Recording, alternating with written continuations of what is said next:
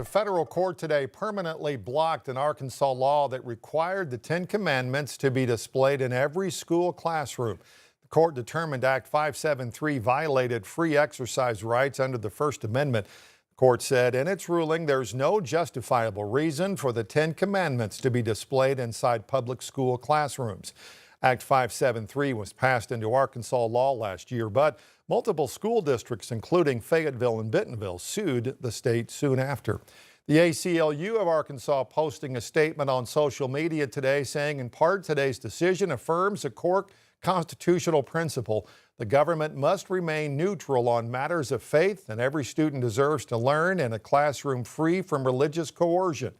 State Attorney General's office says it is reviewing the opinion and will likely appeal. A Eureka Springs City Council member arrested by state police and now faces assault charges. Harry Meyer is accused of damaging someone's property and getting into an altercation with his neighbor.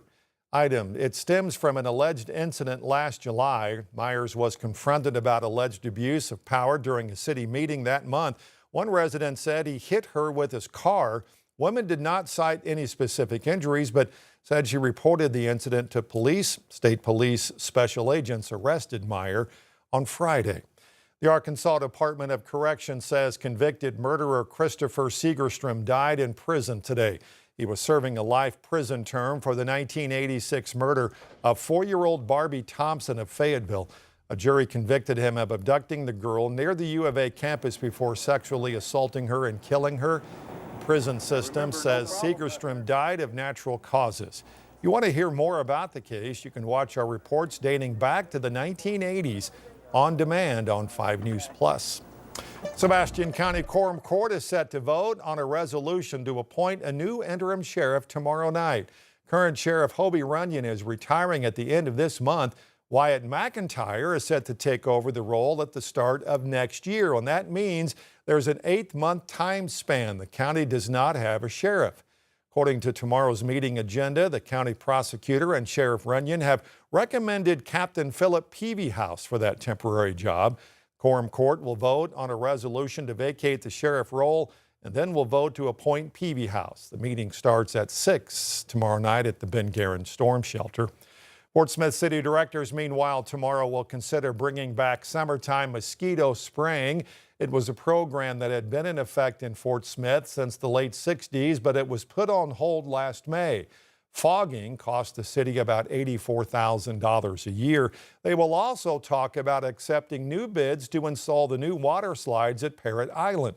There are 2 projects totaling about $2.4 million. One will be the foundations, the structures, and mechanical systems.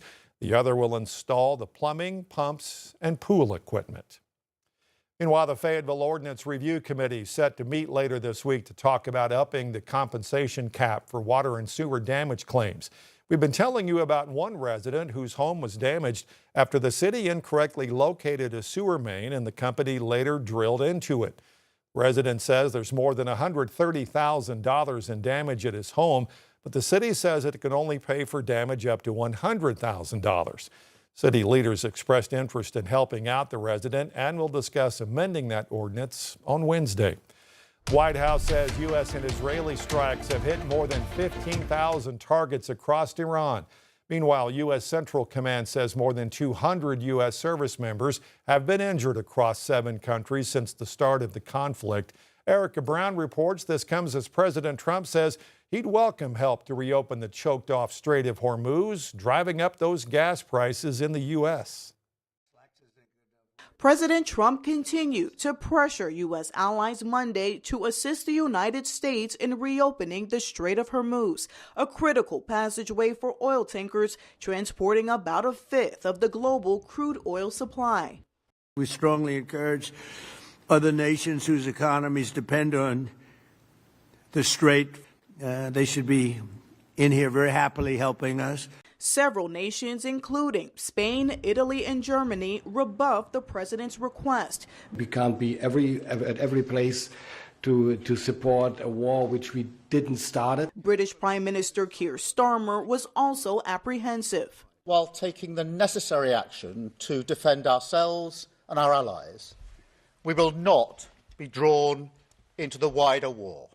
Iranian officials said the strait is only closed to enemies. And in an interview with Sky News, Iran's deputy foreign minister warned the U.S. against deploying boots on the ground.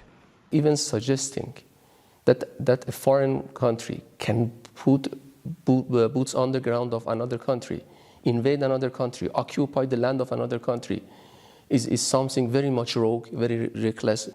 Now, President Trump has warned NATO could face consequences if member nations refuse to help reopen the strait. And he's urging other countries like China to get involved, although he's pushing to delay a summit with China's president due to the war. We're speaking to China. I'd love to, but because of the war, I want to be here. I have to be here. Iran continues to attack U.S. allies and partners in the region with drone and missile strikes, including an attack on the airport in Dubai over the weekend. Erica Brown, CBS News, Washington. All right, so here's a look at average gas prices today in Arkansas. According to the AAA, the average statewide for a gallon sits at $3.24. That's up 3 cents from yesterday. It's a quarter up from last week. The national average now sits at $3.71 a gallon. That's up 33 cents from just last week. The highest gallon cost ever, according to AAA, at $4.54. That happened in 2022. It's also impacting fuel prices for the airline industry. The cost will be passed down when you buy your next plane ticket. CBS News reports Deutsche Bank analysts found domestic flight prices for later this month climbed between 15 and 124%. AAA, though, says the bigger effects might not be seen for a while. Airlines often have longer-term fuel contracts, extended out, about 3 months or so.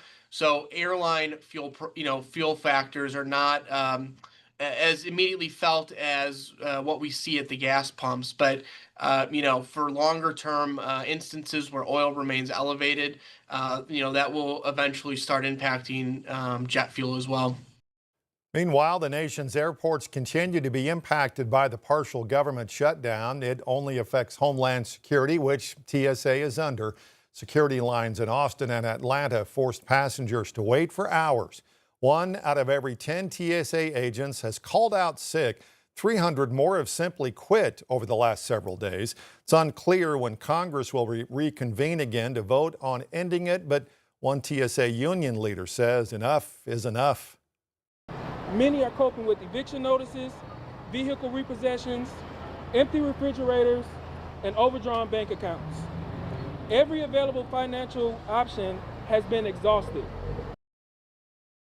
Fair weather has also caused many flights to be canceled and delayed. Some airports are asking passengers to show up 3 to 4 hours before their flight. Not at all the same at XNA. Airport leaders say the airport has not seen major delays or extended wait time so far. We heard from passengers, though, coming from other airports who said it was a night and day difference. Airport leaders say XNA agents have continued showing up to work despite not being paid, and that's helped keep security lines moving as spring break travel starts to pick up. So I've experienced a couple shutdowns where our essential workers are continuing to work.